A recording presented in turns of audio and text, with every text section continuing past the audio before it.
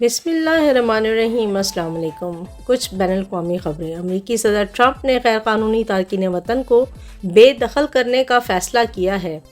Bloomberg news کے مطابق بھارت امریکہ میں غیر قانونی رہائش پذیر 18,000 بھارتیوں کو واپس بلائے گا۔ بلومبرگ کا کہنا ہے کہ بھارت ٹرمپ حکومت کے ساتھ تجارتی جنگ سے بچاؤ اور بہتر تعلقات چاہتا ہے۔ بھارت اور امریکی انتظامیہ نے 18,000 غیر قانونی بھارتی تارکین وطن کی شناخت کی ہے۔ واضح رہے کہ امریکہ میں موجود بھارتی تارکین وطن کی تعداد اس سے کہیں زیادہ ہو سکتی ہے۔ امریکی صدر ٹرمپ کا کہنا ہے کہ چین کے صدر شی سے یوکرین کا مسئلہ حل کرنے میں مدد کرنے کو کہا ہے۔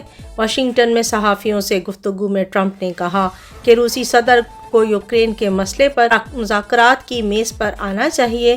انہوں نے کہا کہ پیوٹن مذاکرات کی میز پر نہ آئے تو ممکن ہے روس پر پابندیاں عائد کروں۔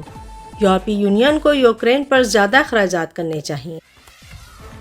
ڈونلڈ ٹرمپ نے یہ بھی کہا کہ $500 ارب کے اسٹار گیٹ AI پروجیکٹ کا اعلان کرتا ہوں۔ صدر ڈونلڈ ٹرمپ نے کہا کہ ایلون مسک کے ٹک ٹاک خریدنے کے لیے میں تیار ہوں۔ ٹک ٹاک کے مالکان سے میری ملاقات ہوئی ہے۔